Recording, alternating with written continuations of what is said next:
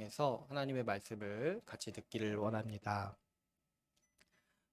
지난주까지 우리가 권징에 대해서 나눴다라면 이번 주부터는 이제 주제를 바꿔서 교회의 4대 속성이라는 주제를 가지고 같이 함께 말씀을 나누고자 합니다. 지금까지 우리가 오늘 27번째니까 27주 동안 말씀으로 교회가 어떤 곳인지를 배워왔습니다. 이렇게 우리가 교회에 대해서 나누다 보면 많은 분들이 종종 처음 듣는다는 말을 하고는 합니다. 또 어떤 이야기들은 거부 반응을 보이기도 해요. 이 교회가 어떻게 그런 곳일 수 있냐?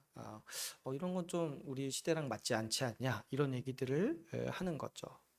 그래서 이런 거부 반응을 보이는 분들이 또 흔히 보이는 반응이 뭐냐면 이런 이야기들을 누군가 최근에 만들어낸 게 아니냐 하는 의심을 하는 거예요. 그래서 이거는 그냥 어떤 특정한 사람의 견해가 아닌가. 어떤 목사님이 그냥 새롭게 만들어가지고 어떻게 이제 요즘에 새롭게 해보려고 기존에 없던 거를 이렇게 만들어낸 게 아니냐 하는 것이죠. 그래서 우리가 지금까지 27주 동안 나누온 그 교회의 뭐랄까요? 그런 교회의 스타일이 있고 또 다른 교회는 다른 교회의 스타일이 있는 거 아니냐? 어떻게 모든 교회가 다 이렇게 동일한 모습으로 살 수 있냐? 이런 식으로 약간 이제 상대화시키는 이런 반응들을 많이 보이는 거죠. 그래서 우리 시대에 보면은 교회마다 각자의 스타일이 있다고 여기는 것 같아요. 이 교회를 가면은 이 교회는 이런 모습, 이런 교회고, 저 교회를 가면 저 교회는 저런 교회라고 하는 거죠. 그래서 이런 얘기들 하는 거예요. 우리 교회는 이래. 우리 교회는 이런 운동을 하고 있어. 우리는 이런 어떤 약간 색다른 걸 하고 있어. 이런 말들을 우리는 자주 듣는 거예요. 그래서 우리가 교회를 그래도 한 두세 교회, 여러 교회를 다녀보신 분들은 아시겠지만 어느 곳을 가나 우리는 어떻게 보면 그 교회의 개성을 배우는 일들을 하고 있는 거죠. 그래서 그 교회의 어떤 특별한 모습, 그 교회만의 어떤 특별한 개성 이런 것들을 우리는 많이 강조하게 되고 배우게 됩니다. 그러다 보니까 이 교회 자체가 어떤 곳이냐에 대한 이해가 우리 가운데 많이 부족해지고 있습니다. 저마다 교회에 대해서 생각하는 바가 다 다른 거죠. 소망하는 교회의 모습도 다 다른 거예요. 제가 그래서 이 성경적 교회에 대해서 처음 시작할 때 말씀드렸지만 내가 생각하는 교회가 이렇고 저렇고 어떤 특정한 사람이 교회는 이런 곳이다 말하는 게 사실 어찌 보면은 부질없습니다. 왜냐하면 교회는 우리 것이 아니기 때문이죠. 아, 교회는 우리가 세우는 것도 아니기 때문이에요. 교회는 하나님의 것이고 주님께서 세우시기 때문에 사실 우리에게 가장 중요한 거는 뭐냐니까 우리가 어떤 교회다, 우리가 이런 걸 한다, 우리가 어떤 이런 특별한 개성이 있는 교회다 이런 게 아니라 주님께서 교회를 어떻게 세우셨는가, 주님이 교회를 뭐라고 말씀하시는가가 중요하다는 거죠. 그러므로 우리는 우리 교회가 어떤 곳이야 라는 말보다 교회는 이런 곳이야 라는 말을 들어야 합니다. 교회는 마땅히 이래야 돼.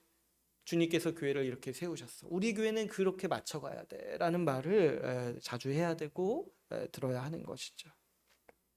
그래서 정말 이 주님께서 교회를 이런 곳으로 세우셨어. 교회는 이런 곳이야 라는 말을 계속 들어야지 우리도 그런 것들을 소망할 거 아니에요. 그 교회에 주님께서 세우시는 교회에 우리를 맞춰가는 것이 당연하고 마땅한 우리의 태도인 것이죠.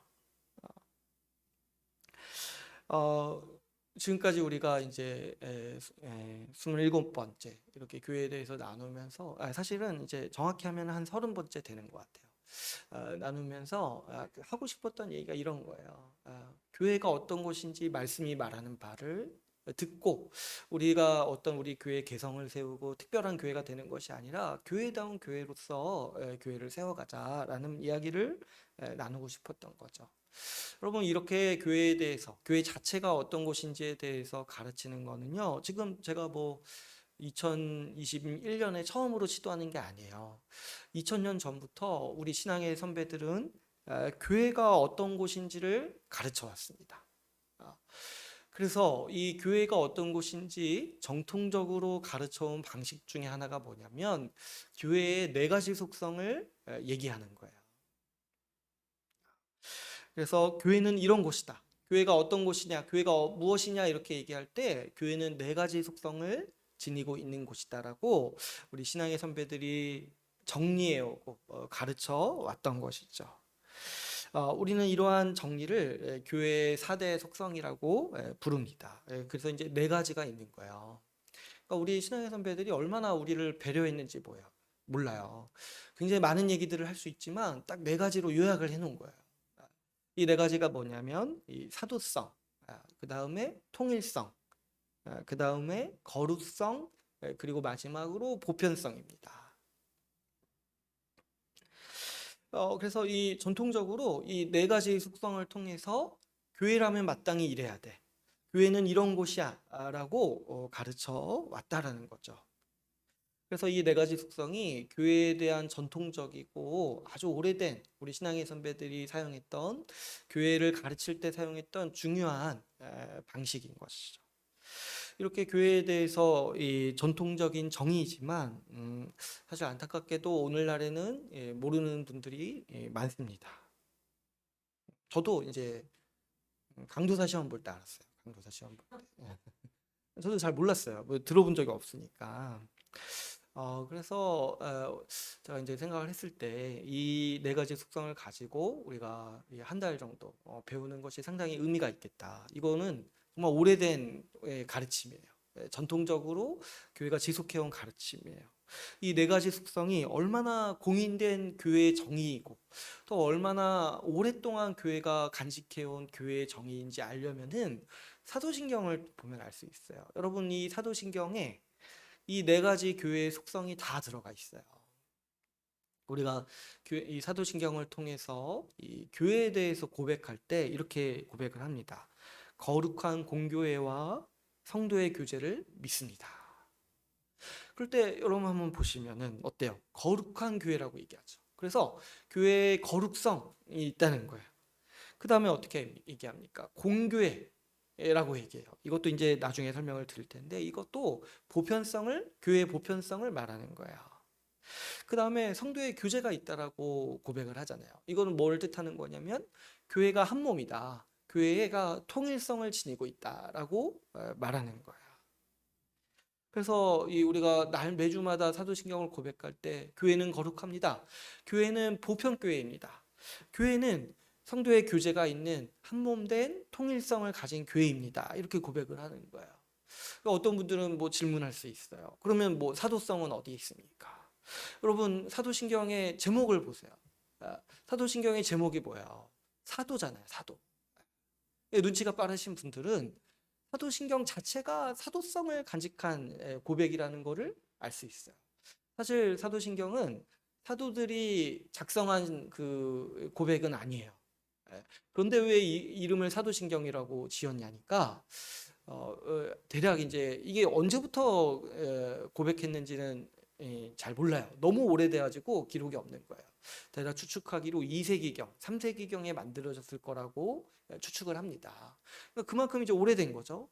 근데 왜 이름을 사도들이 만들지 않았는데 왜 이름을 사도신경이라고 하니까 사도들이 가르쳐준 사도들이 가르쳐준 내용의 요약, 사도들이 가르쳐준 신앙 고백이라는 의미에서 사도신경이라고 우리가 부르는 거예요. 그래서 우리가 매주마다 이 사도신경을 신앙 고백으로 들을 때 우리는 여기에 포함되어 있는 게 뭐냐면 이 교회의 네 가지 속성을 믿습니다라고 고백하는 거예요.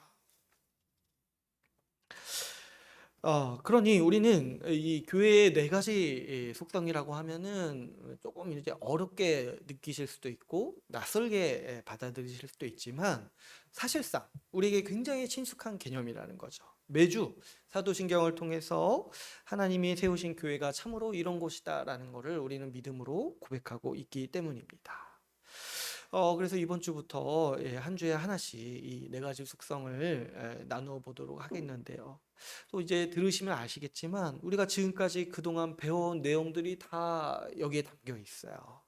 어찌 보면 이 네 가지 교회의 속성은 우리가 지금까지 교회에 대한 배운 내용들을 요약한 것이라고 할 수가 있습니다. 그래서 우리가 이 네 가지 속성을 들으시면서 나누면서 앞에서 배운 내용들을 복습도 하고 정리도 할 수가 있어요. 그래서 좀 앞에서 배운 내용들이 체계적으로 이해가 되지 않고 좀 기억이 나지 않는다 했을 때 이 네 가지 속성을 위주로 생각을 하시면은 쉽고 빠르게 우리가 이제 교회에 대한 배운 내용들을 정리할 수가 있는 것이죠. 오늘은 첫 번째 속성으로서 이 사도성에 대해서 같이 함께 나누고자 합니다. 이 사도성에서 대해서 나누려고 오늘 제가 이제 말씀을 준비할 때 디모데전서 말씀을 같이 나누고자 준비했습니다. 디모데전서 말씀을 한번 보시면 이 디모데전서는 이 사도 바울이 이 디모데에게 쓴 편지죠. 1, 2절을 보시고 3절을 보시면 아시겠지만 이 디모데전서를 쓴 배경이 있습니다. 사도 바울은 이 예배소 교회를 떠났어요. 나중에 이제 예루살렘으로 가면서 예배소 교회를 떠나고 예배소 교회가 근데 염려가 돼서 자신의 가장 아끼는 제자 중 한 명인 디모데를 그 예배소 교회에 지도하는 사람으로서 보내는 거예요. 그래서 이 디모데에게 이 에베소 교회를 어떻게 세워나가야 할지 당부하는 편지로서 이 디모데 전서를 쓰고 있습니다. 그런데 가장 첫 번째로 당부하는 게 무엇입니까? 3, 4절을 보시면은 가장 첫 번째로 당부하는 게 3절 끝에 보시면은 다른 교훈을 가르치지 말라. 그러니까 이제 디모데 보고 하는 말이라기보다는 디모데에게 이렇게 권면할 때 거기 가서 사람들로 하여금 다른 교훈을 말하도록 허락하지 말라. 그러니까 디모데가 다른 교훈을 얘기한다는 게 아니라 에베소 교회 안에서 다른 교훈이 통용되고 가르쳐지도록 허용하지 말아라라고 디모데에게 당부하는 모습을 볼 수가 있죠. 그러니까 가장 첫 번째로 당부하는 게 뭐냐면 교회 안에서 다른 교훈을 막으라는 거예요. 이렇게 성경을 보면은 사도 바울은 이 두 가지 차원에서 교회에서 다른 것을 가르치지 말라고 하는 것 같아요. 먼저는 다른 복음을 가르치지 말라고요. 이거는 이제 갈라디아서에서 주로 강조하는 건데요. 사도 바울이 이제 다른 복음이라고 말할 때는 어떤 거를 얘기하냐면 복음을 왜곡하는 가르침을 얘기하는 거예요. 내가 복음이라고 말하고 이것이 하나님의 뜻이고 진리라고 말하는데 그 복음의 진리들을 비틀고 왜곡하는 것들을 다른 복음이라고 사도 바울이 말합니다. 그래서 이 다른 복음의 문제가 나올 때 이 사도 바울은 아주 저주를 퍼부어요. 그래서 갈라디아서를 보면은 너희는 반드시 저주를 받을 것이다.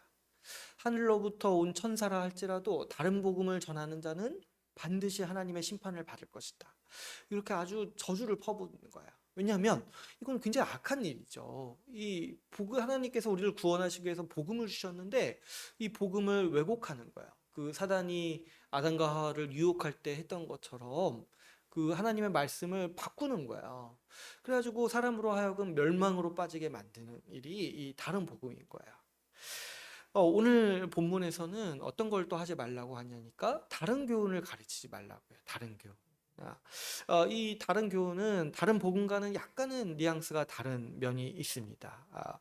복음을 왜곡한다기보다는 아예 그냥 복음이 아닌 거예요. 그러니까 복음 유사 복음도 아닌 거예요. 그래가지고 완전히 다른 가르침을 얘기하는 거죠.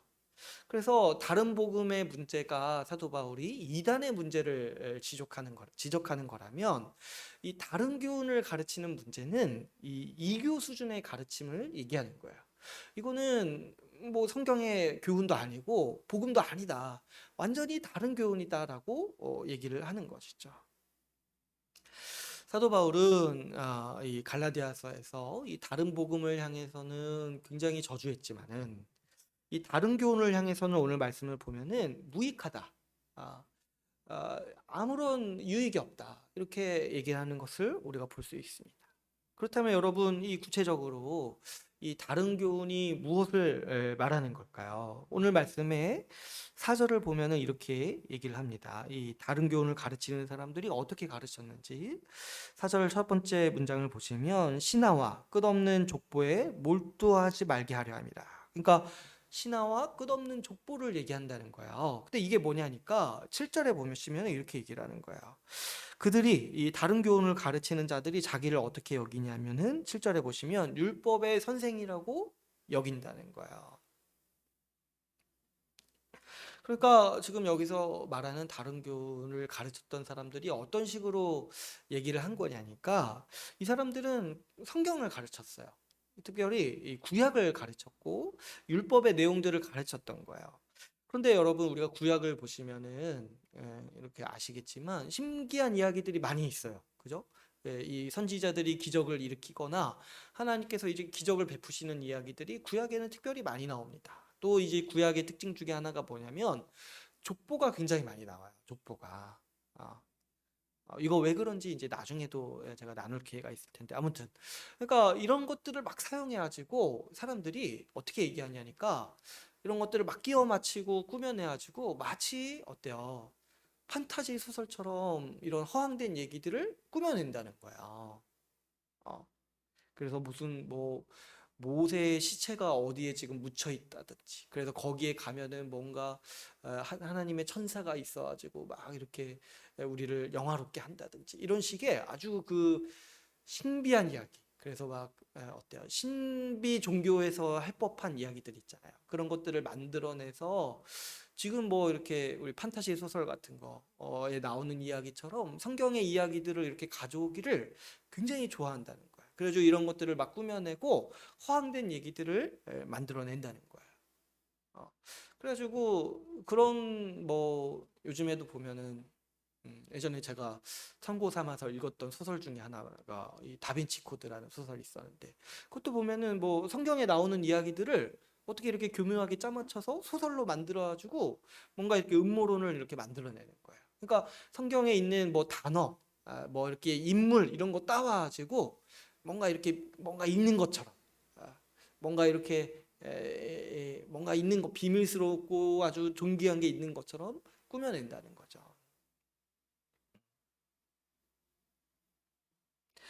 그래서 이렇게 지어내서 마치 이렇게 뭔가 신비한 게 있는 것처럼 영험한 게 있는 것처럼 꾸며낸다는 거예요. 예. 그래서 자기들 마음대로 구약을 해석하고 말씀을 가르치는 선생이 되려 한다는 거죠. 근데 사도 바울이 7절에서 이제 분명히 얘기하죠. 그 사람들은 자기가 말하는 게 뭔지도 모른다는 거야. 그러니까 말씀이 무슨 의미인지도 모르고 자기가 말하는 게 무슨 의미인지도 모르는 한마디로 뭐예요? 이제 헛소리라는 거죠. 헛소리. 예. 아주 그 허영심 가득한 허황된 헛소리라는 거죠. 이 다른 교훈을 우리가 유의해야 되는 이유 중에 하나가 뭐냐면 이 다른 교훈을 전하는 사람들이요 교회에 와서 다른 경전을 가르쳤던 게 아닌 거예요. 이 사람들은 교회에 와서 성경을 가르쳤어요. 어, 말씀을 전했어요. 그런데 왜 사도 바울은 이들을 가리켜서 다른 교훈을 전하는 사람들이라고 얘기를 하냐면 에, 그들이 성경을 사용해 가지고 원래 하나님이 의도하신 뜻, 의미를 전하는 것이 아니라 자기 마음대로 해석해 가지고 허황된 얘기들을 만들어낸다는 거예요. 그래서 4절, 5절 말씀을 보면은 이 사람들이 교회를 해롭게 한다는 거예요. 뭐냐면 사람으로 하여금 하나님의 뜻을 따르도록 하는 것이 아니라 오히려 다른 것에 집중하도록 한다는 거죠. 그래서 우리를 혼잡하게 하여 가지고 하나님께서 그분의 경륜, 하나님이 어떻게 일하시고 무엇을 목표로 하시는지 알리시고 그 뜻을 성경에 기록하셨는데 이 사람들이 그걸 자기 마음대로 자의적으로 해석하고 허황된 이야기를 갖다 붙여서 사람들로 하여금 헛된 일에 빠지도록 만든다는 거죠. 아무런 유익이 없고 오히려 그 사람들을 하나님이랑 멀어지게 함으로써 하나님의 뜻이랑 멀어지게 함으로써 이 말씀의 유익을 누리지 못하도록 한다는 거예요. 이런 다른 교훈을 전하는 사람들은 그 자신이 하나님의 말씀을 가르친다고 생각했을 겁니다. 말씀에서 얘기하잖아요. 자기를 율법의 선생으로 여겼다고 하잖아요. 아주 참신한 해석, 사람들이 흥미를 돋구는 해석을 함으로써 자기가 성경을 잘 가르친다라고 그 자신들 생각했을 거예요. 아마도 이들에게 배우는 사람도 자신들이 하나님의 말씀을 듣는다고 생각했을 거예요. 어디 가서 못 듣는 얘기인데 이 사람들한테 아주 신비한 이야기, 아주 새롭고 참신하고 신박한 해석들을 들으니까 재밌다. 이거 나만 아니까 재밌다. 이렇게 생각을 했을 거예요. 그러나 실상 그들은 오히려 하나님으로부터 멀어지고 있습니다. 하나님을 떠나서 아무런 유익이 없는 헛된 일에 빠져가지고 하나님의 경륜에서 멀어지고 이 진리에서 멀어지는 일들을 하고 있었던 거죠. 이 성경이 주의하라고 기록한 바와 같이 오늘날에도 말씀을 전하지만 말씀을 사용해서 다른 교훈을 전하는 모습들이 많이 있습니다. 사실 생각해 보시면 여러분 모든 교회가 말씀을 전하고 가르칩니다. 어디 세상에 뭐 불경 이렇게 가르치는 교회가 어디 있습니까? 뭐 예배 시간에 딱 나와서 오늘은 무구정광 다란이경 뭐 1장 1절 읽겠습니다. 이런 교회가 어디 있습니까? 모든 교회가 명목상으로 나와서 말씀을 읽고 말씀을 전합니다. 그런데 이 다른 교훈의 문제를 지적하는 게 뭐냐면 말씀을 해석하고 전하는 일이 하나님의 뜻이 아니라 하나님이 의도하신 의미가 아니라 사소하고 신변잡기적인 내용들을 전한다는 거예요. 자기 마음대로 해석해야지. 몇 가지 사례를 제가 말씀드려 보면 어떤 분들은 말씀을 사용해서 정치 이야기를 합니다. 말씀을 막 이렇게 이리저리 맞추고 껴맞춰가지고 그래서 결론이 뭐냐니까 이번 선거 때 이 사람을 뽑아야 된다. 이런 식의 얘기를 하는 거죠. 그분들이 생각하는 하나님은 특정 정치 세력을 지지하는 하나님이에요. 그런데 여러분, 대한민국과 하나님 나라가 무슨 상관이 있습니까? 하나님의 관심사는 하나님 나라예요. 그분은 하나님 나라를 세우시기 위해서 세상 나라들을 심판하십니다. 하나님이 역사상 특별히 아낀 나라가 어디에 있습니까? 세상의 모든 제국이 하나님의 심판 아래서 무너졌습니다. 바벨론이 무너졌고 로마가 무너졌습니다. 하나님은 특정 나라를 세우시려는 게 아니에요. 오직 하나님 나라를 위해서 지금도 일하고 계십니다. 그래서 복음이 우리에게 알려주는 게 뭐냐면 하나님 나라만이 이 땅에서 영원한 나라라는 거예요. 모든 나라는 다 망할 거예요. 그 망하지 않을 것 같던 로마도 망했어요. 저 미국도 하나님의 심판 아래에 있고 이 대한민국이라는 나라도 결국에 하나님의 심판 아래에 있습니다. 이 하나님의 경륜에 비하면 하나님 나라를 완성하시고 세우시려는 하나님의 경륜에 비하면은 이 작은 나라에서 누가 대통령이 되고 어느 정당이 정권을 잡고 하는 그런 이야기들은 시시하고 사변적인 이야기일 뿐인 것이죠.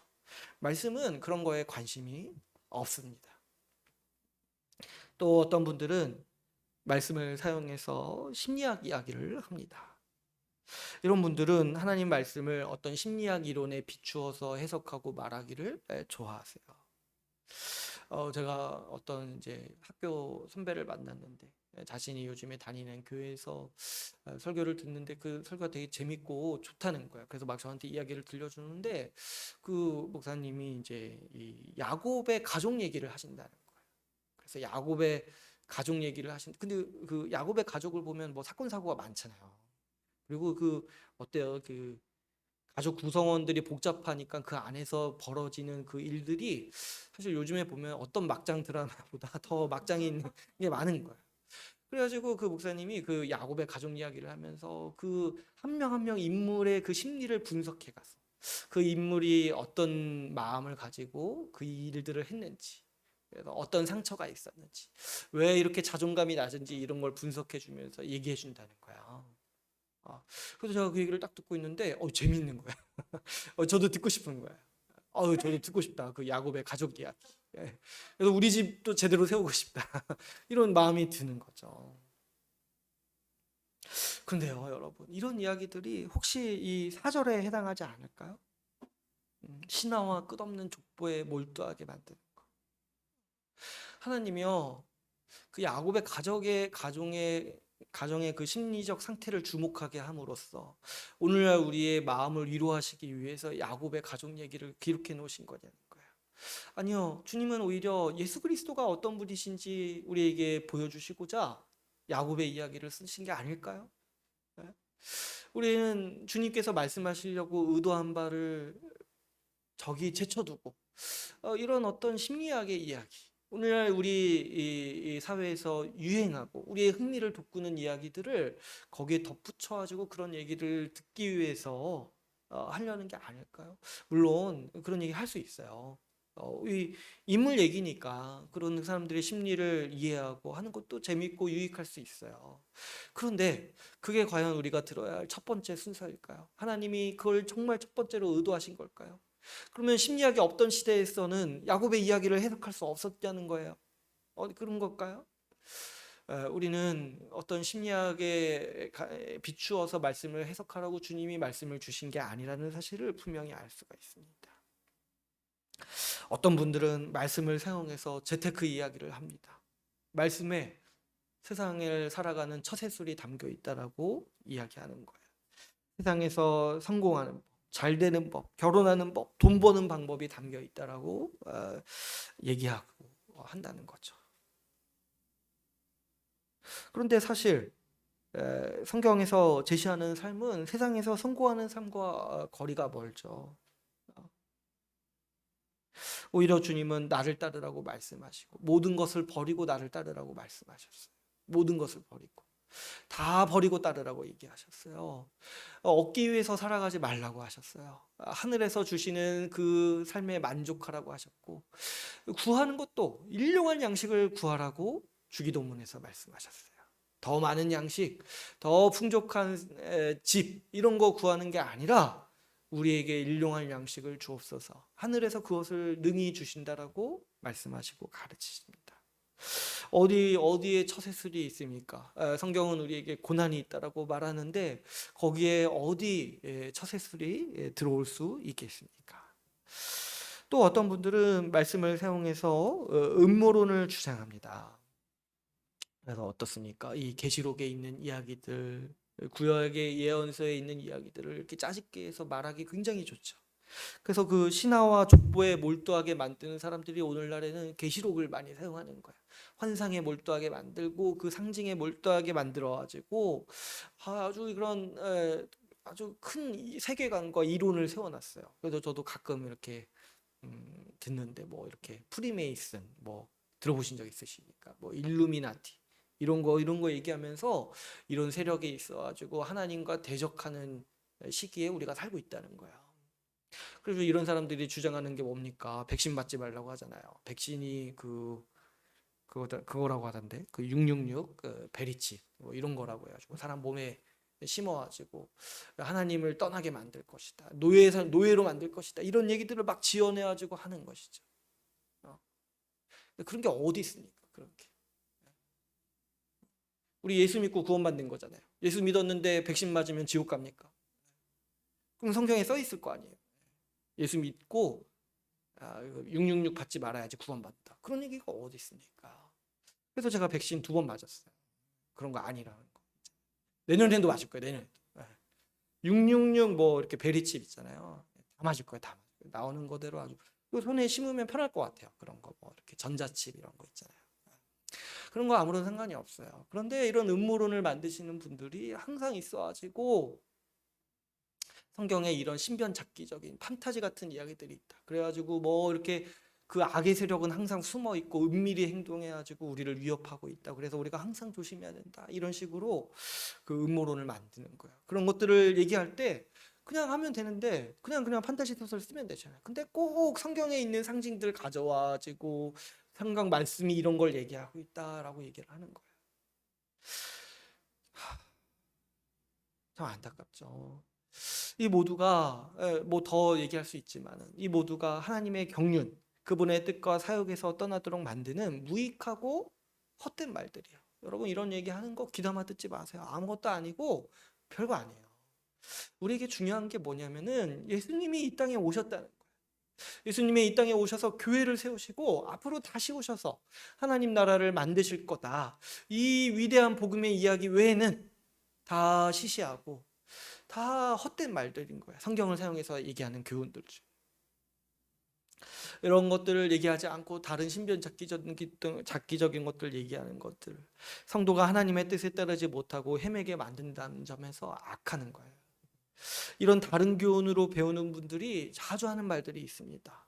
뭐냐니까 교회를 오래 다녔지만 아직도 뭔가 뭔지 모르겠다고 얘기해요. 이런 맨날 신변 잡기적인 사소한 것들만 아주 이 겉핥기로 돌아가면서 배우니까, 제가 지금 뭐 6가지, 한 5가지 얘기했죠. 이런 거 막 1, 2, 3, 4, 5 이런 거 돌아가면서 얘기해. 돌아가면서 정치 얘기했다가 음모론 얘기했다가 심리학 얘기했다가 처세술 얘기했다가 이런 거 뭐 이렇게 섞어서 얘기해. 섞어서 맨날 이런 얘기만 들어오니까 뭐야 어때요? 쌓이는 지식이 없는 거야. 이런 게 체계적인 지식이 아니고 다 이런 가십거리들이에요. 가십거리들. 이런 것들을 배워 오니까 교회를 오래 다녀도 아직도 뭐가 뭔지 모르겠다고 얘기해요. 그동안 배우기는 많이 배웠는데 남는 게 없다고 얘기하는 거야. 제가 얼마 전에 친구를 만나서 얘기를 듣는데 그 친구가 그런 얘기를 하더라고요. 자기가 30년, 20년 교회 다니면서 열심히 훈련 받았다는 거예요. 열심히 여러 훈련 프로그램들을 참여했다는 거예요. 그런데 그분이, 그 친구가 이제 원망하면서 하는 얘기가, 자기가 이렇게 어떤 훈련 프로그램 참여할 때마다 그거 인도하는 사역자나 목사나 그런 분들은 다 자기가 옳다고 얘기한다는 거예요. 이것만 하면, 이것만 하면은 내가 성장할 수 있다. 이것만 하면은 뭔가 더 한 단계 오를 수 있다. 이런 식으로 얘기했다는 거예요. 근데 자기가 여러 개 해보니까 서로 다 다른 얘기를 한다는 거예요. 근데 다 자기가 옳대요. 모태신앙이고 교회를 다닌 지 30년이 넘었는데 아직도 말씀을 읽으면 무슨 말인지 모르고, 아직도 나를 향한 하나님의 뜻이 뭔지 몰라서 답답하다고 얘기하는 그 이야기를 들으며 참 너무 마음이 아프더라고요.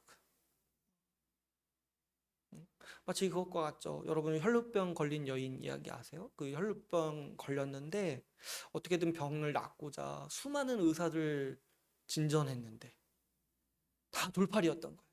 예. 자기 병을 낫는데 아무런 유익이 없고, 예. 그래서 돈도 탕진하고 마음도 탕진하고 소망을 잃은 채 살아가는 그 혈루병 여인의 이야기를 듣는 것 같았어요. 마지막에 예수 그리스도를 만나기 전까지 다 허황된 얘기만 들으면서 커온 그런 현상을 보면서 얼마나 우리가 이 허황된 얘기에 빠져서 복음을 외면하고 사도적 가르침을 외면하는 시대에 살고 있는지 좀 절감하게 됐습니다. 여러분, 이렇게 다른 교훈들이 부흥하고 우리의 귀를 어지럽히는 이런 현상들은 말씀을 사도들이 가르쳐준 방식대로 전하지 않고 자기 멋대로 세상의 학문과 잡다한 지식을 가져다가 말씀을 해석하기 때문에 일어납니다. 이렇게 다른 교훈으로 말씀을 듣는 환경에서 우리는 결코 잘할 수 없을 뿐더러 신앙을 지킬 수가 없는 것이죠. 8절 말씀을 보면은 율법을 가르칠 때 그것을 적법하게만 쓰면 율법은 유익하다고 얘기를 합니다. 그러니까 말씀을 가르칠 때 그것을 적법하게 가르쳐야지 유익하다는 거예요. 그렇지 않고 다른 방법으로 자기 마음대로 이 신화와 족보에 빠져서 다른 방식으로 말씀을 해석해서 가르치는 것들은 다 유익하다는 거죠. 그렇다면 여러분, 어떻게 말씀을 가르치는 것이 적법한 방법입니까? 그 얘기를 할 때 오늘 말씀의 11절에서 그 기준을 명확히 제시하고 있습니다. 우리 11절 말씀을 같이 함께 읽어보겠습니다. 11절 말씀 같이 읽겠습니다. 시작. 이 교훈은 내게 맡기신 바 복되신 하나님의 영광의 복음을 따름이니라. 어떤 교훈이 성경적 교훈이냐, 어떤 교훈이 말씀을 올바로 가르치는 거냐 했을 때 사도 바울이 분명히 제시하는 게 뭐예요? 복음을 따라야 된다. 복음이 기준이 되어야 된다. 복음에 합당하게 가르쳐야 된다라고 얘기하는 거죠. 복음이 여러분 신구약 성경 말씀 모두를 해석하는 기준입니다. 하나님은 우리에게 예수 십자가 복음을 전하기 위해서 모든 성경 말씀을 기록하셨습니다. 그러므로 구약과 신약 모두 복음의 진리를 전하기 위해 기록되어 있는 거예요. 아까 야곱의 이야기도 예수 십자가 복음을 전하기 위해서 주님은 기록하신 거예요. 모든 말씀으로 우리는 복음을 이해하고 들어야 합니다. 모든 말씀에 실제로 하나님이 뜻하시고 의도하신 바가 예수 십자가 복음이기 때문이죠. 그러므로 복음에 합당하게 모든 말씀을 해석하는 것이 말씀을 적법하게 가르치고 말씀을 적법하게 듣는 방법인 것이죠.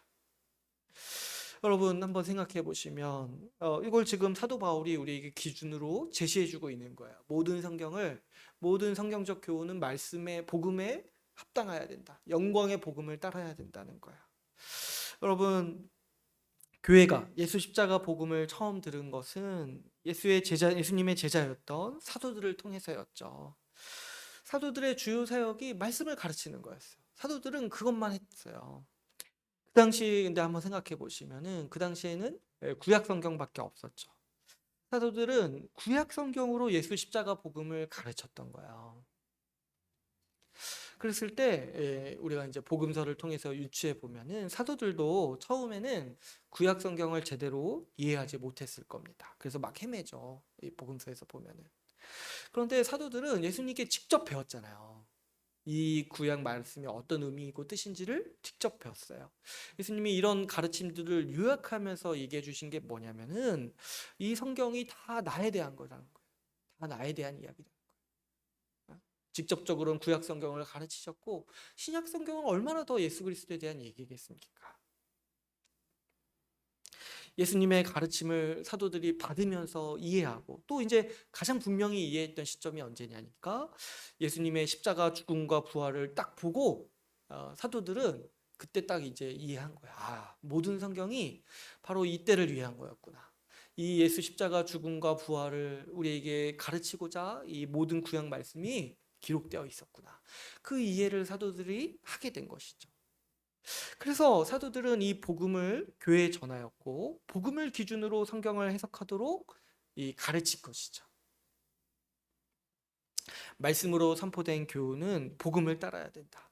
복음이 기준이다라고 사도들이 우리 교회에 가르치고 그 복음을 기준으로 말씀을 듣도록 그 예수님께 배운 지식들을 우리에게 전수해 준 거예요.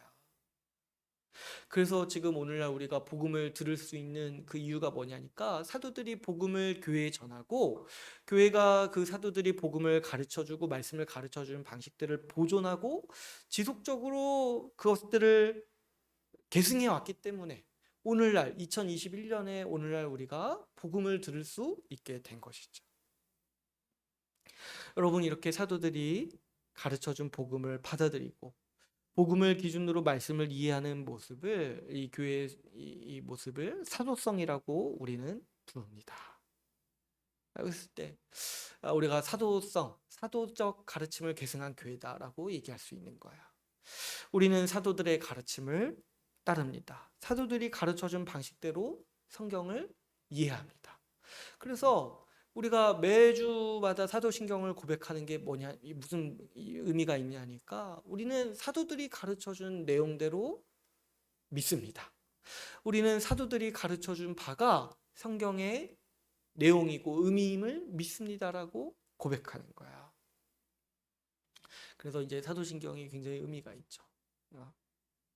사실 사도신경을 부인하고 이 사도성을 부인한다라면은 그리고 그럼에도 내가 말씀을 믿는다라고 이렇게 얘기하는 거는 그럴 수 있어요. 근데 여러분 한번 생각해 보시면 이단들도 말씀을 나누죠. 그리고 저기 보면은 뭐 이슬람교도 성경을 많이 참고한다고 해요.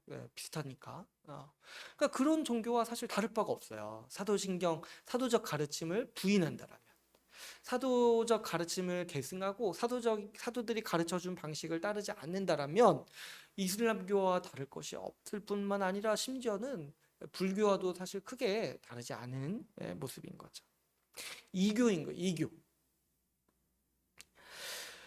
이렇게 사도가 가르쳐준 복음을 받아들이고 사도가 가르쳐준 방식대로 말씀을 이해하는 것이 사도를 계승하는 교회인 거야. 여러분, 교회는 각자가 나름대로 복음을 이해하고 각자가 나름대로 성경을 해석하는 곳이 아닙니다. 이런 것은 그냥 다른 종교예요. 교회는 사도들이 전해준 복음을 받아들이고 복음을 기준으로 성경을 해석하는 하나님의 백성인 것이죠. 아무리 교회라는 간판을 걸고 아무리 성경을 읽고 가르칠지라도 사도들이 전해준 복음과 다른 복음을 전한다면 하나님의 심판 아래에 있습니다.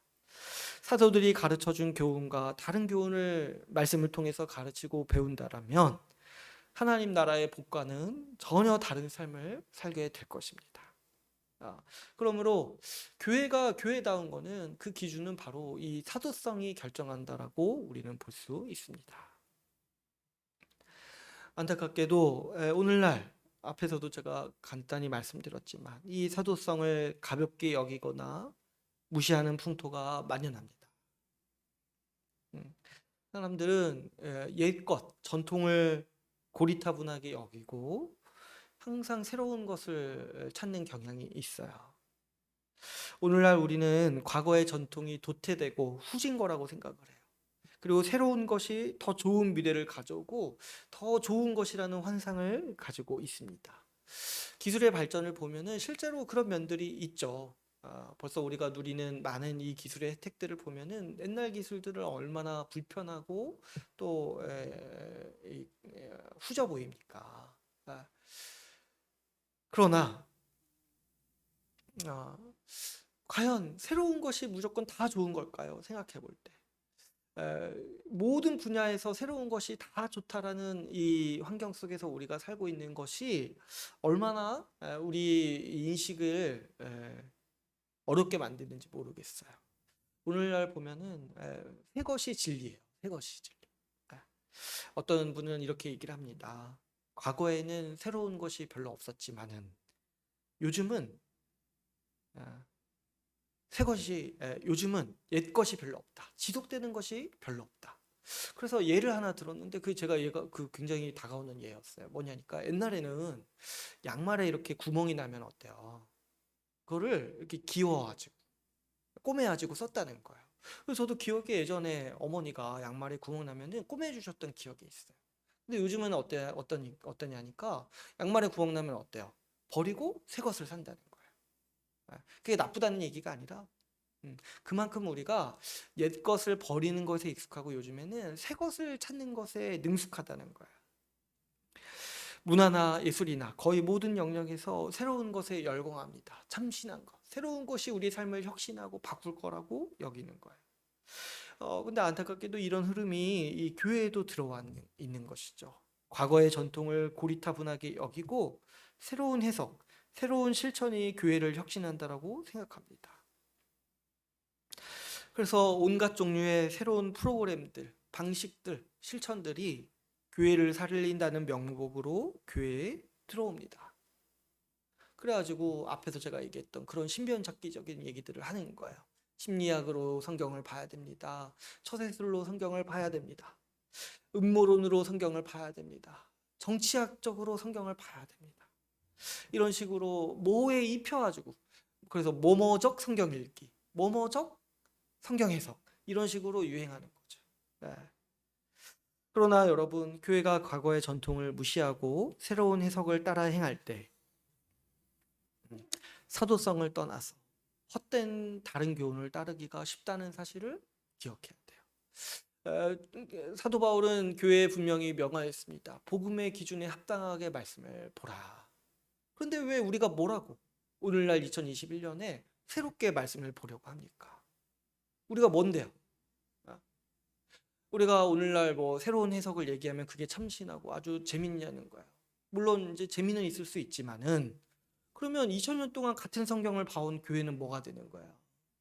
그 사람들이 잘못 봐왔다는 겁니까? 그렇게 우리는 얘기할 수 없죠.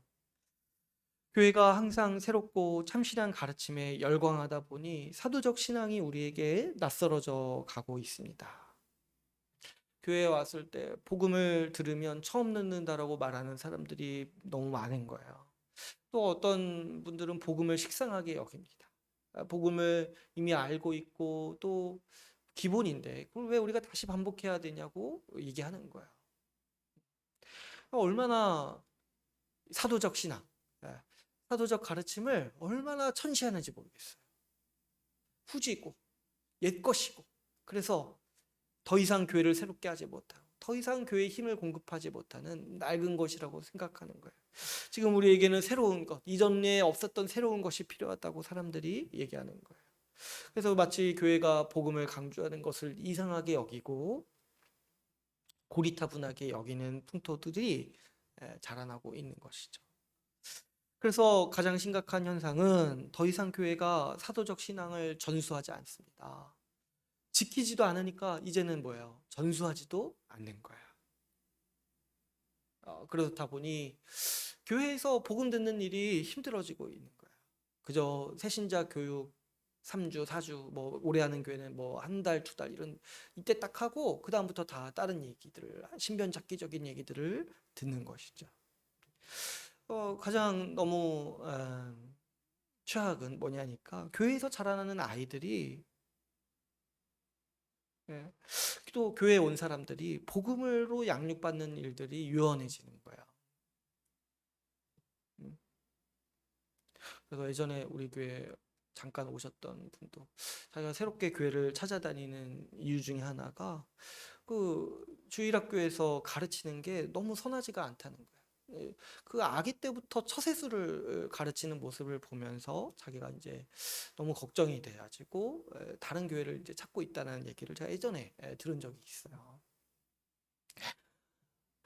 교회가 복음을 사도적 신앙을 간직하지 않고 전수하려 하지 않기 때문에 교회에 속한 자들이 복음으로 양육받으리라는 소망도 갖기가 어렵게 되는 것이죠. 점점 이런 상황이 악화되는 것 같습니다. 그래서 마치 이 사도적 신앙, 사도성을 지키려 하는 교회는 소수인 것처럼 느껴질 때가 종종 있는 거예요. 제가 이런 것들을 많이 느낄 때는 어떤 때냐니까 이런 거예요. 조금만 열심히 사도들의 가르침에 충실하려고 하면은 유별나다고 여기는 거예요. 유별나다. 제가 이제 지난주까지 권징에 대해서 나눴는데 그거 사도들이 교회에 명한 거야. 근데 권징에 대해서 세우려고 하고 권징에 대해서 가르치면은 그렇게 싫어하고 거부 반응을 보이고 왜 딴 교회 안 하는데 하냐는 거야. 이렇게 유별난 반응들을 보이는 거죠. 또 어떻습니까? 뭐 이렇게 말씀을 가르치고 말씀을 배우고 이런 것들을 강조하면은 어떻게 받아들이냐니까 이 교회는 말씀에 특화된 교회야. 말씀을 강조하는 교회야. 이렇게 얘기하는 거예요. 근데 그 말을 들을 때 제가 듣는 위기감이 있어요. 그게 뭐냐니까 아니 우리 교회만 그런 게 아닌데 교회라면 당연한 거잖아요, 여러분. 교회라면은 당연한 건데 유별나게 받아들이는 거예요. 그 말에 감춰진 하나의 이면이 뭐냐면 다른 교회는 다른 걸 강조하는데 이 교회는 말씀을 강조하는 교회야. 이 교회는 약간 유별나. 이 교회는 약간 특별해. 말씀에 좀 더 중심을 삼는 교회야. 이런 식으로 상대화시키는 거 한번 생각해 보세요. 말씀 공부, 복음 공부 이런 것들을 특정 교회만의 특성화 사업처럼 여기는 이런 풍토 이런 걸 생각할 때 내가 너무 암담하다는 생각을 가끔씩 해요. 아니 그러면 그 교회는 뭘 강조하냐는 거야. 말씀이 아니라 지금 뭘 강조하고 있냐는 거야. 마땅히 여기고 당연시 여겨야 할 것을 유별나다고 여기고 특별하다고 여기는 풍토가 우리 가운데 너무 만연하다는 거죠. 여러분 우리 자신도 한번 생각해 보시면 혹시 이런 마음 있지 않습니까? 우리 교회가 좀 다른 교회랑 좀 약간 다르다. 다른 교회랑 약간 유별나다. 뭐 내지는 좀 특별하게 말씀을 강조한다. 이런 좀 생각을 하고 있지 않습니까? 여러분 그런 마음을 빨리 우리가 접어야 돼요. 우리는 특별하거나 유별난 게 아니에요. 오히려 이렇게 생각하면은 교만해질 수 있어요. 그런 게 아니라는 거예요. 그런 게 아니에요. 우리 교회 유별나거나 특별한 게 아니에요. 그냥 마땅히 해야 될 사도적 가르침을 따르는 거야. 성경이 하라고 하는 거를 마땅히 따르는 거야. 이런 것들을 당연시 여겨야지 특별하게 여기거나 유별나게 여기지 말아야 돼요. 그래가지고 막 어떤 분들은 뭐 그런 얘기도 제가 들은 적이 있어요. 우리 교회 다른 사람들을 초대하는 게 이제 약간 어렵다는 거예요. 왜냐하면 이제 교회 분위기나 그런 강조점이 다른 교회랑 다르니까. 근데 이런 거 그냥 이렇게 대수롭지 않게 생각하세요. 그 생각 자체가 뭡니까? 벌써부터 말씀 강조하는 걸 유별나다고 생각하는 거잖아요. 그러면 안 돼요. 그러면 안 돼요. 당연시 여겨야 돼요. 당연시 여겨야 돼요. 당연시 여겨야 돼요. 모든 교회가 다 말씀을 강조하는 교회예요. 여러분, 우리 시대가 너무 어둡습니다. 너무 어둡습니다.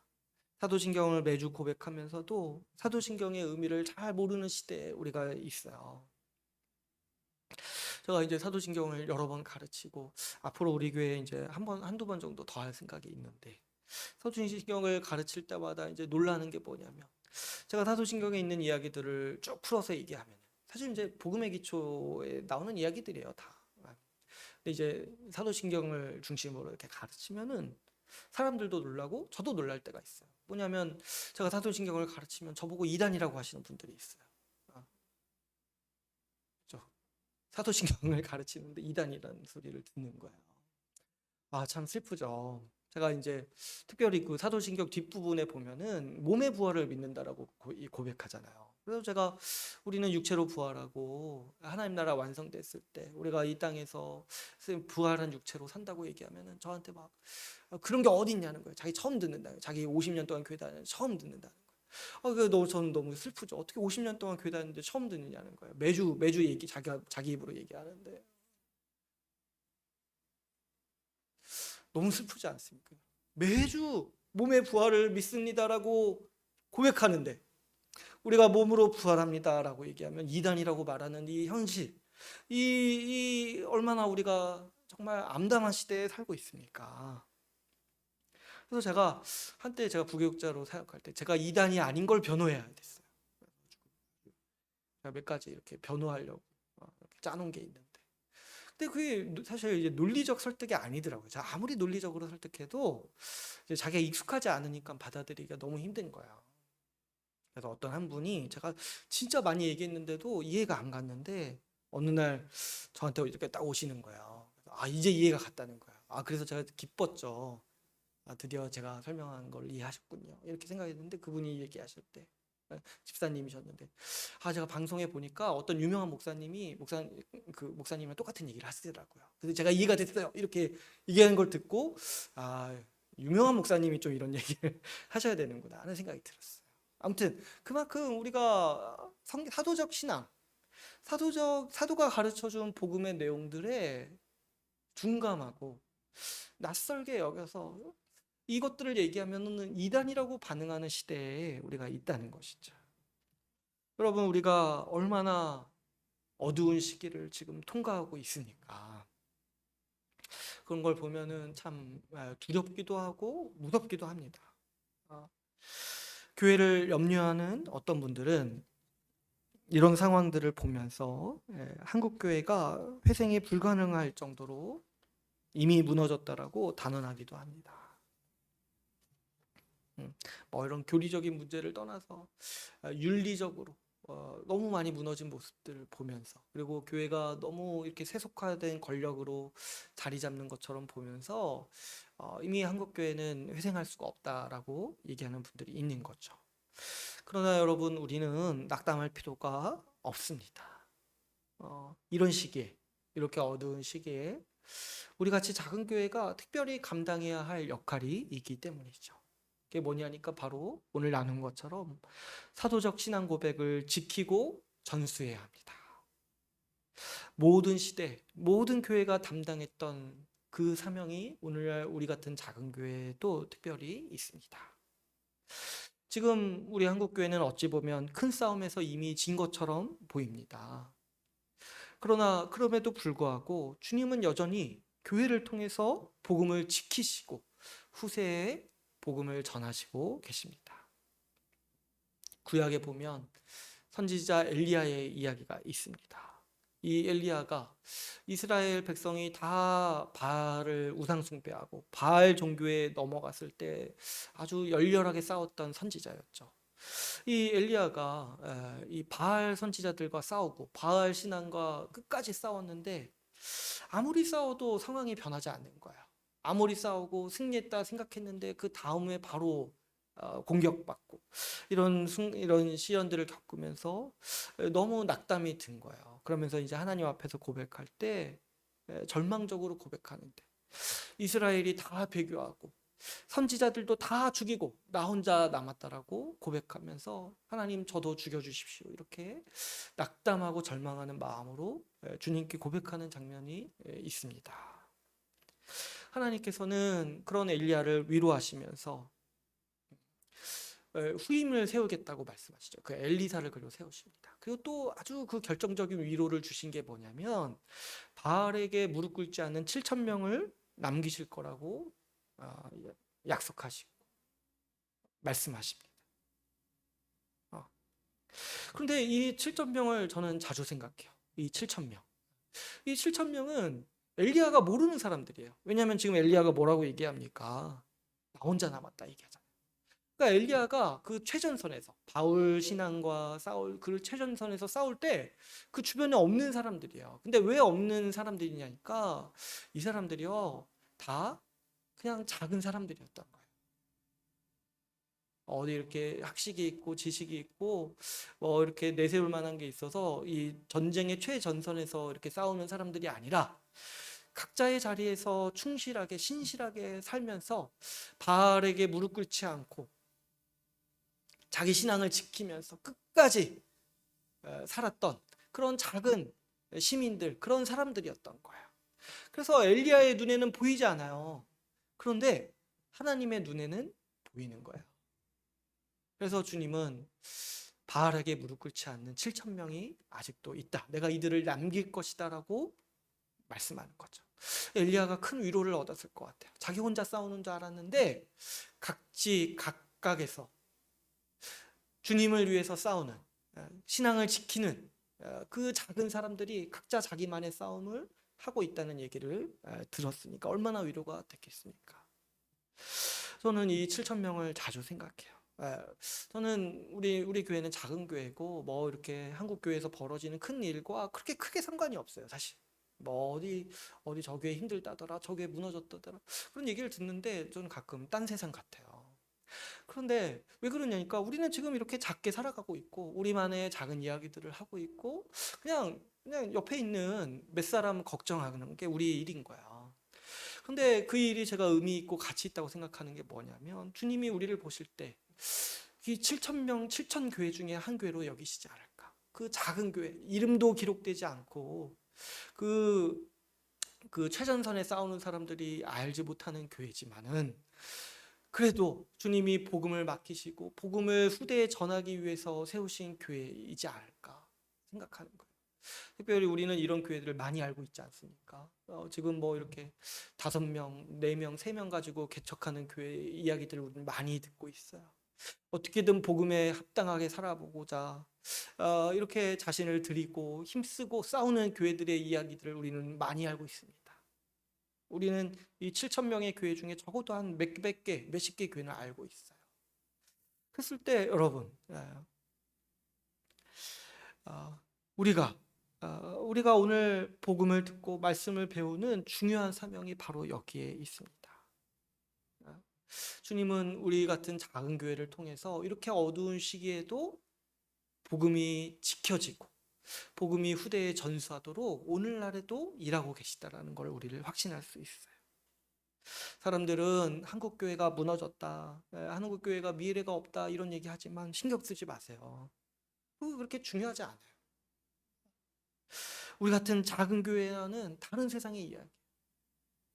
우리는 그저 지금 우리가 듣고 배우는 복음에 충실하면 됩니다.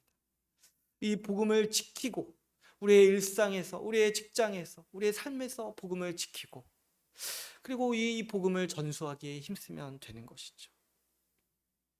이 일을 주님은 오늘날 우리에게 맡기셨습니다. 그래서 우리가 오늘날 중요한 역할을 하고 있는 것이죠. 여러분, 우리가 이 복음을 지키고 사도적 신앙을 지키고 전수하기 위해서 반드시 해야 되는 일이 있습니다. 우리는 먼저 배워야 합니다. 성경 각 권을 오늘 말씀에서 권고한 것 같이 복음에 합당하게 해석할 수 있도록 복음을 중심으로 배워야 합니다. 끝까지 배워야 합니다. 이 배움에 틈이 생기면 안 됩니다. 느슨해집니다. 이 사도성을 경시하는 사람들은 배우는 거를 경시해요. 그 백날 배워서 뭐하냐 이렇게 얘기를 합니다. 우리는 반문해요. 그럼 안 배우면 뭐하냐는 거예요. 안 배우면 뭐 새로운 뾰족한 수가 있습니까? 주님은 배우도록 하셨어요. 주님은 말씀을 듣고 배우도록 하셨고 이 사도적 신앙의 터 위에 교회를 세우셨습니다. 여러분, 우리가 말씀을 잘 듣고 자기 것으로 삼았으면 합니다. 염려되는 거는 이 코로나 때문에 방송으로 들을 때 집중하기가 어려우니까 그게 좀 염려가 돼요. 그러면 이제 벌써부터 집중력이 좀 사라지고 말씀을 소홀하게 하지 않을까, 그게 염려가 돼요. 그리고 우리가 말씀을 집중해서 듣는 시간이 일주일에 단 한 번 이 시간이 있잖아요. 그 많은 시간도 아니고 한 시간이잖아요. 몇십 시간 일하고 몇십 시간 내 취미 활동을 위해서 쓰는데 말씀에 집중하는 시간 딱 주일에 이 한 시간인데 이것마저도 제대로 듣지 않는다면 여러분, 우리의 신앙은 큰 위기 가운데 있다는 것을 직감하셔야 돼요. 여러분, 주일 말씀을 우리가 소홀히 하지 말고 꼭 들으셔야 돼요. 좀 집중하지 못하더라도 여러분, 그래도 영상 자료가 있으니까 주중에 반복해서 들으면서 말씀을 새기고 들어야 합니다. 특별히 우리 모든 성도분들이 복음과 말씀의 전문가가 되기를 간절히 바랍니다. 여러분, 그냥 얕은 지식, 섣부른 지식은 우리가 살아가는데 별로 도움이 되지 않습니다. 이렇게 피상적으로 알고 피상적으로 듣고 할 때 어떤 나중에 결과가 있냐니까 제가 앞에서 얘기했던 것처럼 배워도 배운 것 같지 않다라고 얘기하는 거예요. 들어도 들은 것 같지 않고 백날 들어도 남는 게 없다라고 얘기하는 거예요. 왜 그러냐니까 이 피상적으로 알고 정리하지 않고 체계적으로 배우지 않기 때문에 시간을 내서 복습하지 않기 때문에 우리에게 그런 일들이 일어나는 거예요. 여러분, 말씀과 복음에 대한 지식을 체계적이고 깊은 지식으로 가꾸어 가야 합니다. 제가 말씀드린 적 있지만은 단어의 의미를 분명히 이해해야 되고 1, 2, 3, 4 순서로 얘기할 수 있어야 돼요. 그 체계를 이해해야 돼요. 뭐가 앞에 오고 뭐가 뒤에 오는 건지를 이해해야 돼요. 그래서 여러분, 한 번 듣는 것으로 사실 부족합니다. 반복해서 들어야 돼요. 반복해서. 어떤 지식도 여러분, 저도 마찬가지예요. 한 번 들었다고 다 이해되는 거 없어요. 저도 배울 때 어떤 한 설교 있으면은 제가 이제 막 이렇게 시간 내기 어려울 때는 그냥 이렇게 출근하면서 퇴근하면서 걸어가면서 1시간씩 반복해서 들어갔던 것 같아요. 그래서 어떤 설교는 제가 한 그래도 4, 50번을 들었던 것 같아요. 그런 식으로 반복하니까. 그럴 때 이게 이해가 되고 이걸 중심으로 생각할 수 있는 그 마음의 체계가 생기는 거죠. 여러분, 우리가 이제 금요 모임도 하고 말씀도 이렇게 듣고 많이 뭔가 이렇게 얘기되는 것 같잖아요. 근데 사실 절대적인 분량은 많은 게 아니에요. 근데 이것마저도 흡수하지 못한다라면 어떻게 우리가 이 암울한 시대, 어두운 시대에 복음을 지킬 수 있겠습니까? 금세 유혹되고 금세 미혹되지 않겠습니까? 특별히 주일 설교 말씀은 정말 집중해서 들으시고 어떤 여건 때문에 집중하지 못한다라면 방송을 통해서 반복해서 들으세요. 반복해서 들으세요. 일주일에 계속해서 들으시는 거예요. 그리고 시간을 이렇게 집중할 수 있는 시간 내셔도 좋고 이렇게 뭔가 이렇게 들으면서 하는 시간을 계속 만드는 거죠. 그것도 반복하다 보면은 쌓이게 되고 내 마음의 지식이 되고 체계가 되는 순간이 있는 것이죠. 반복해서 들으셔야 되고 반드시 또 필수적으로 정리하셔야 돼요. 정리되지 않은 지식은 다 피상적인 지식이 돼버려서 다 날아갑니다. 그래서 여러분, 그런 경험 있으세요? 책 한 권 읽었는데 아무런 기억이 나지 않는 거. 덮는 순간 읽었다라는 추억만 남아지고 그것 때문에 기쁜 거. 근데 내용은 모르는 거 있잖아요. 그게 왜 그러냐니까 정리를 안 하기 때문에 우리 뇌 속에서 휘발성으로 남는 지식인 거예요. 그렇게 하지 마시고 듣고 배운 것들을 반드시 내가 내 나름의 방식으로 정리하시고 내 나름의 언어로 정리하셔야 돼요. 그래서 내가 어디 가서든지 얘기할 수 있고 어디 가서든지 당당하게 설명할 수 있을 정도로 에, 배우셔야 합니다. 그렇게 함으로써 여러분 모든 기회를 활용해서 복음을 전하십시오. 이 시대에 복음을 전하는 일이 얼마나 값진 일인지 모르겠어요. 여러분 우리가 복음을 배워서 알잖아요. 근데 한번 생각해 보면 지금 이 시대가 너무 어둡기 때문에 복음을 모르는 사람들이 너무 많은 거예요. 복음을 몰라서 헤매는 사람들이 너무 많은 거예요. 그래서 복음을 이해하고 듣기만 하면 그 빛을 찾고 광명을 찾을 사람들이 굉장히 많은 거예요. 얼마나 그 추수할 것이 많은지 모르겠어요. 음. 너무 시대가 어둡다 보니까 기본적인 것만 얘기해도 사람들은 큰 유익을 누리고 구원을 얻습니다. 하나님의 능력을 얻습니다. 여러분 그래서 당당하게 이 모든 기회를 활용해서 복음을 전하십시오. 그 복음을 통해서 유익을 얻을 사람들이 이 시대에 많습니다. 그 복음을 통해서 생명 얻을 사람들이 이 시대에 많습니다.